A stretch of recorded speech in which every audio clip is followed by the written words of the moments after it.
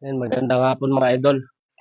Kung naalala yung mga upload ko nakaraan noon na dito tayo sa The Road River, lilinisin natin yung paligid at saka yung kurbada niya kasi masyadong masukal ano. Hindi natin maano yung kasalubong dito sa may The Road River. Ayan. Papansin niya, hindi masyadong ano, hindi ano, sa The Road River mga idol. Sa unahan niyan, yan. Sa unahan niyan, nandun mga ano, naliligo. Pakita ko lang sa inyo yung lilinisan natin. Sa mga idol, sobrang sukal. Halos sinasakop na ng damo yung kalsada.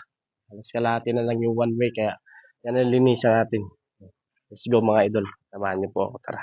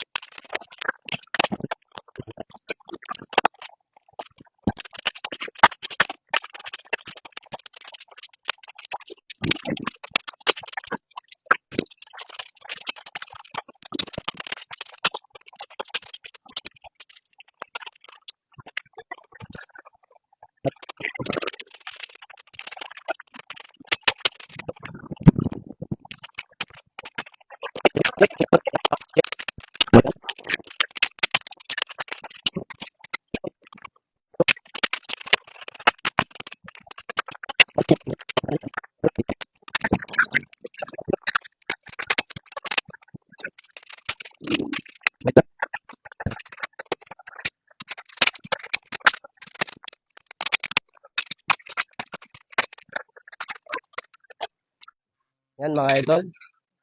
Medyo nabawas-bawasan na po siya ng ano, kung mapapansin niyo po yung kurbada niya, medyo nabawasan na po ng medyo kitang-kita na po yung kurbada niya. Hindi tulad po kanina na damo po no.